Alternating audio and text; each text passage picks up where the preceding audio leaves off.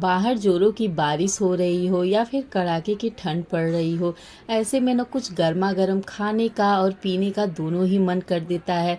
और अगर दोनों ही चीज़ एक ही रेसिपी में मिल जाए ना तो फिर मज़ा ही आ जाए। पता नहीं लोग न क्यों बाहर जा कर के इसे बना मतलब ऑर्डर करते हैं, लेकिन हम ना इसे घर पर बहुत ही कम समय में बहुत ही कम सामान से बना सकते हैं और बहुत ही हेल्दी तरीके से बना सकते हैं। तो फिर चलिए देखते हैं कैसे बनती है। यहाँ पर मैंने 1 लीटर के बराबर पानी ले लिया है। उसमें मैंने ना 1 टीस्पून के बराबर नमक और 1 टीस्पून के बराबर तेल डाल दिया है। जब ये उबलने लगे ना तो हम इसमें नूडल्स डाल देंगे। नूडल्स आप अच्छी क्वालिटी का लीजिएगा, मतलब कोई भी ब्रांड ले, बस वो खुला ना हो, पैकेट वाला यूज़ करिएगा। तो जब तक हमारा नूडल्स बॉईल हो रहा है ना, मतलब इसे उबलने में ना 3 से 4 मिनट लग जाएंगे। इसे मैंने मीडियम फ्लेम पर रखा है और 3 से 4 मिनट में ये अच्छे से उबल जाते हैं। तो जब तक हमारा मतलब नूडल्स उबल रहा है ना, तब तक हम एक वेजिटेबल स्टॉक तैयार करेंगे। उसके लिए ना प्याज, गाजर, शिमला मिर्ची, पत्ता गोभी, धनिया का जो वेस्ट पार्ट है ना, उसी से हम इसका वेजिटेबल स्टॉक तैयार करेंगे। तो उसके लिए वेजिटेबल को आप पहले ये बहुत ही अच्छे से धो लीजिएगा, उसमें मिट्टी वगैरह कुछ भी ना हो। अच्छे से धोने के बाद जो भी उसमें से छिलका निकलेगा ना, उसी से हम वेजिटेबल स्टॉक तैयार करेंगे। तो यहाँ पर मैंने 3 से 4 लहसुन लिया है बिना छिला हुआ, उसे भी कूट लेंगे। और यहाँ पर जो हमारा नूडल्स है ना, उसे भी पकते हुए मतलब 3 मिनट हो गए थे और इसे हम चेक कर लेंगे। बिल्कुल एकदम ऐसे ही टूटना चाहिए और एकदम ज़्यादा मतलब कुक नहीं होना चाहिए। जब हम इसे खींचे ना तो एकदम 2 टुकड़ों में अच्छे से टूट जाए। तो बस इतने में ही ना हम इसे निकाल लेंगे और इसे कोई भी हम ठंडे पानी में नहीं डालेंगे। इसे ऐसे ही ना आप किसी ट्रे में, थाली में अच्छे से मतलब उसका पानी एकदम अच्छे से निचोड़ करके और इसे ना ट्रे में आप ऐसे फैला दीजिए। तो ये गर्म रहता है ना, तो ये बहुत ही जल्दी से मतलब सूख जाता है, मतलब ड्राई हो जाता है। तो ऐसा मतलब झंझट ही नहीं रहता कि चिपकेगा, गीला होगा, बिल्कुल भी नहीं चिपकेगा, क्योंकि हमने पहले ही ऑयल डाला था ना, तो जिसकी वजह से हमारा जो है ना नूडल्स चिपकेगा नहीं। तो इसे हम रखते हैं एक साइड में ठंडा होने के लिए। और जो नूडल्स का पानी है ना, उसी में हम सारी सब्जियों को, जो हमने वेस्ट पार्ट निकाला था ना सब्जियों का, उसे डाल देंगे। तो यहाँ पर मुझे पानी थोड़ा सा कम लग रहा था, तो यहाँ पर मैंने 1 गिलास के बराबर और पानी डाल दिया है। मतलब ये क्वांटिटी में ना 1 लीटर के बराबर पानी है। 1 लीटर से थोड़ा सा ऊपर ही होगा पानी। आप अपने अकॉर्डिंग मतलब डाल सकते हैं, जैसा आपको मतलब पसंद हो। बहुत लोग को मतलब थिक पसंद रहता है, बहुत लोग को पतला पसंद रहता है, तो पानी आप अपने अकॉर्डिंग डाल सकते हैं। तो हम ना सब्जियों को बॉयल होने देते हैं। ये करीब पकने में या फिर बॉयल होने में ना 5 से 7 मिनट लग जाएंगे। और इसे ना अच्छे से बॉयल होने देंगे ताकि जो हमारी सब्जियों का फ्लेवर है ना पूरा पानी में आ जाए। तो इसे जब तक ये बॉयल होता है ना, तब तक हम बाकी की चॉपिंग कर लेते हैं। तो यहाँ पर मैंने एक चॉपर में गाजर डाल दिया है कट करके और इसे बारीक चॉप कर लिया है। तो यहाँ पर आप देख सकते हैं कि कितना बारीक किया है मैंने। और जो मंचाओ सूप होता है ना, उसमें इतना ही बारीक सब्जियां होती है, बहुत बड़े बड़े मतलब टुकड़ों में नहीं अच्छा लगता, एकदम बारीक टुकड़ों में रहता है ना, तभी अच्छा लगता है। तो आपका जो भी मेहनत होगा ना, वो चॉपिंग में ही होगा, क्योंकि इसी में बहुत ही ज़्यादा मेहनत लग जाती है। और अगर चॉपर है ना तो आपका काम तो आसानी हो जाएगा, लेकिन इसमें भी टाइम ही लगता है। तो यहाँ पर न हमने सभी सब्जियों को अच्छे से चॉप कर लिया है, जिसमें मैंने प्याज, पत्ता गोभी, शिमला मिर्ची, गाजर, इन सभी चीज़ों को बारीक चॉप कर लिया है। अब एक तड़के के लिए हम मतलब मसाला तैयार करेंगे।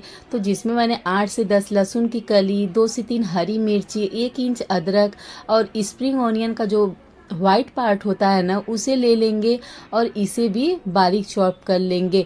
लहसुन की क्वांटिटी आप ज़्यादा रखिएगा, क्योंकि मंचाओ सूप में ना लहसुन की क्वांटिटी बहुत ही मतलब फ्लेवर बहुत ही अच्छा लगता है और उसमें ना लहसुन की क्वांटिटी भी ज़्यादा रहती है। तो यहाँ पर आप लहसुन थोड़ा सा ज़्यादा ही रखिएगा। और यहाँ पर मैंने ना 3 से 4 स्प्रिंग ऑनियन लिया है, इसे भी बारीक चॉप कर लेंगे।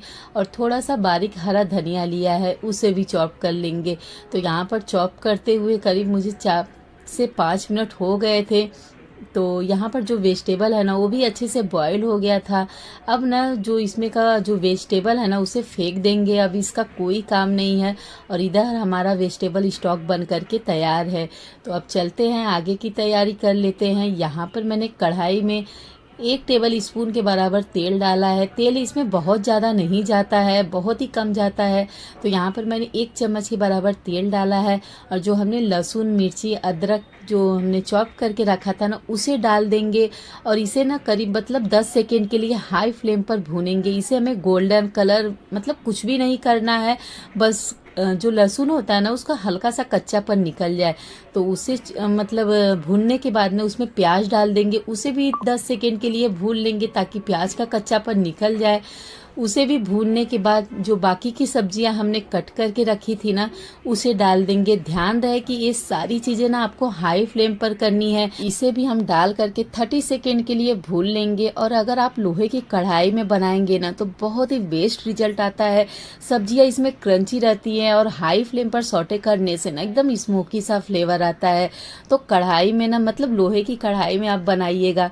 तो यहाँ पर जो वेजिटेबल स्टॉक है ना उसे मैंने डाल दिया है। अब हम इसमें डालेंगे 1 table spoon chilli sauce, 1 table spoon soya sauce, 1 teaspoon के बराबर इसमें विनेगर डालेंगे और 1 टेबल स्पून के बराबर टोमेटो केचप। अगर आपके पास शेजवान चटनी हो ना तो आप उससे भी डाल दीजिएगा, बहुत ही अच्छा फ्लेवर आता है। अब हम इसमें डालेंगे 1 टीस्पून के बराबर ब्लैक पेपर पाउडर और सॉल्ट डालेंगे। सॉल्ट आप अपने अकॉर्डिंग डालिएगा क्योंकि हमने पहले भी इसमें पानी में मतलब ऐड किया था, तो सॉल्ट आप अपने अकॉर्डिंग डालिएगा। अब हम इसमें डालेंगे कॉर्नफ्लोर की स्लरी।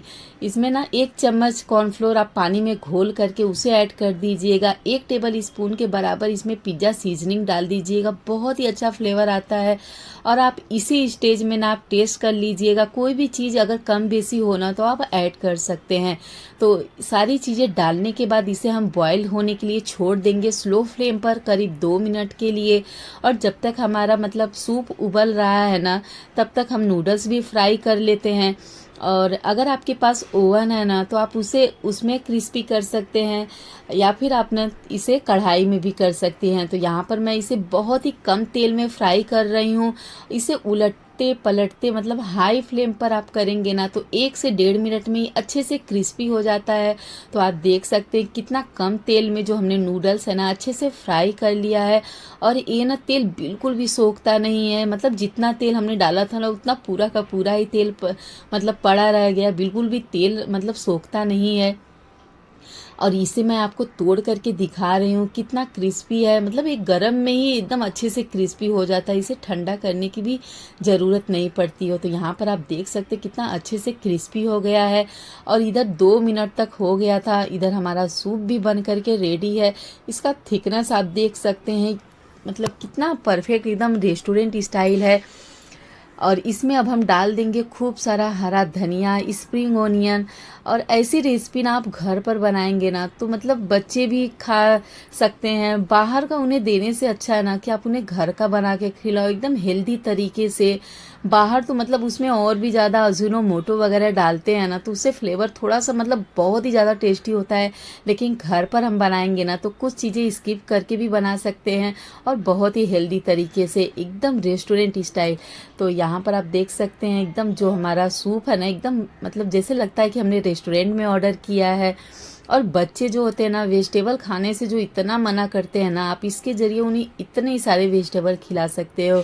और ऐसी चीज़ें तो बड़े हो बच्चे हो सभी लोग पसंद करते हैं। तो इधर हमारा जो सूप है ना तैयार है एकदम। और मुझे ना इसमें वेजिटेबल बहुत ही ज़्यादा पसंद आता है। बहुत लोग को मतलब वेजिटेबल कम रहता है, सूप ज़्यादा रहता है, लेकिन इसमें मुझे वेजिटेबल बहुत ही ज़्यादा पसंद आता है। और ऐसी रेसिपी अगर आप बनाएंगे ना, अगर डिनर में बनाएंगे ना तो आपकी डिनर की भी छुट्टी हो जाएगी, क्योंकि इसे खा करके ना सच में पेट भर जाता है। तो फिर मिलते हैं नेक्स्ट वीडियो में।